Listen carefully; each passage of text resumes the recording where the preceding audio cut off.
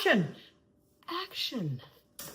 We have freebie journals. Now you might recognize some of these because we actually have given these away in the past, but we have enough of them left over. I can't get any taller, I'm sorry. We have enough of them left over that we're going to give them away. Now what that means is, first of all, let me say, it will give you one of these for each $40 you spend on products other than gift certificates. That's really easy.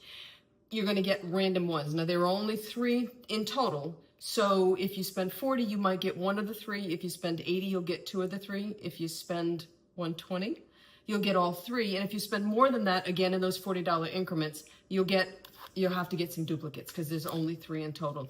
We don't know when this we don't know when this promotion is going to be on. So look in the description box below for the promotional dates where you have to make your purchase, and you'll know all of that when the time comes. That's some amazing math you did right off the top of your head. I had to stop for a second and think, what's 40 times 3? I wouldn't have known. I'd have had to take out my calculator. But I think that you should spend, how much is it to get all 3? 120. I think you just need to spend 120 and then you're sure to get the one you want. This is true. That's the way to get the one that you want. Right? And Elizabeth made fun of this because 2 of these are still Joggles branded. So in the video, she's going to show you how you can make them a little bit Elizabeth at the same time. Elizabeth branded. That's right. All right, let's go do it. Let's go do it. So the freebie journals are really a lot of fun. They're a great size and they have this nice hardcover, which we were super excited about. And the one with my bird on it, this is Carl, and he's in gold. He, if you don't get this one, then you can make your own. And you can make your own anyway. You could also put something on the back of this one. But so I was thinking it would be fun to use one of the bird foam stamps to add a bird to the back. Even if you do get the one with Carl on it, you might want to add a bird to the back. So I'm going to be using this one. Do we remember what this is called? I think that one is Stella. I think this one is Stella. Yeah. It is. So we're going to be using this one, and I will show you, I created this one while we were messing around, and I do like the teal. I double stamped this. The first one I stamped was a teal, but it was awful light. So I came back and did with the darker teal, and then I signed my name with the Posca pen. So we've got those 2 with the birds, and so I'm going to show you how I did it, and I'm just going to do it on the back of this one so that if you want a bird journal, you can get one, even if you don't get one, by the luck of the draw. So this, all of the foam stamps will fit on the back of this journal, which is kind of nice. You could use any one of them. And so I'm going to go for this one. So I'm going to be using my gel plate to add the teal paint to the foam stamp. So I find this the easiest way to evenly disperse the paint onto the stamp. And I do it kind of in a kind of 2 parts. So first of all, you want to lay out the paint a little bit heavier than you would for gel printing because you got to get a good layer of it on the surface of the foam stamp. So it's a bit of a heavier application. Then I take the stamp and I tap it into the surface. I make sure I get it on the feet and the beak, and I tap it around a little bit. And then I will also take the paint that's on the brayer and give it another roll in addition to the gel print. So I figure now I've got really good coverage.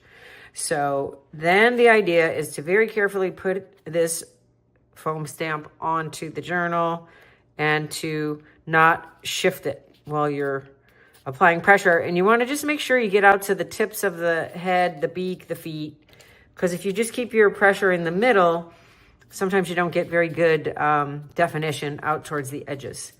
So we got that. And then we lift it, and look at how beautiful that is. Stella. So you get to make your own bird covered journal. You could go ahead and color this in with Posca markers if you wanted to get all colorful, or you could leave it like this if you just want one color. And I'll bet, Barb, that you could use some gold paint. I mean, this is a metallic It's an imprint. Imprint, so it's never going to be this shiny.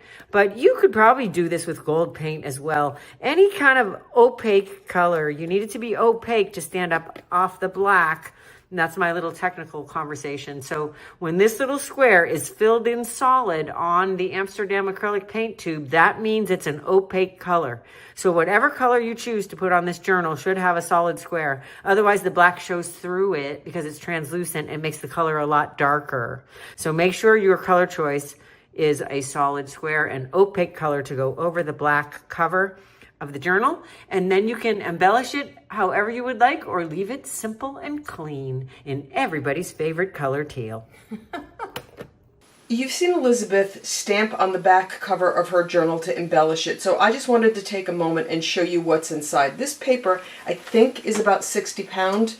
What I generally do when I want to use wet media, when I say wet media, if I'm going to spray a lot or add a lot of liquid, if I'm just brayering paint on, I can certainly do that on a single page, but I like to use sticky stuff and put 2 pages together. It just makes it a little heavier and a little sturdier if you're going to come back in with sprays or that kind of stuff. You can do anything that you want to these pages. You can bray or paint on.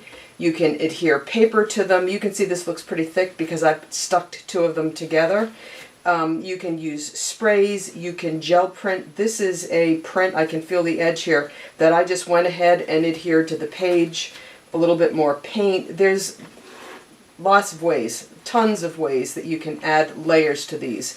Whether you're adding a visual layer, like I did with the paint here, or you're adding an actual layer, like I did with this tag. And this is one of our supersized ATCs. So keep your mind open and the possibilities open for the kinds of things that you can do here, and I think you're going to have a really good time playing around in these journals. In fact, here's one of Elizabeth's. This is one of her bird's rice papers, or I can't remember what this is called, but this is one of her rice papers. So again, keep your mind open. There's lots of ways that you can use these journals. So that's it? That's all we have to say? That's all she wrote. And we just want to show you what's cooking in the kitchen these days. There's a lot of fun color, right? Paint and all kinds of good stuff. The people who own this house are so good to us, and they let us spread our stuff out every place, and you never know what you're going to find.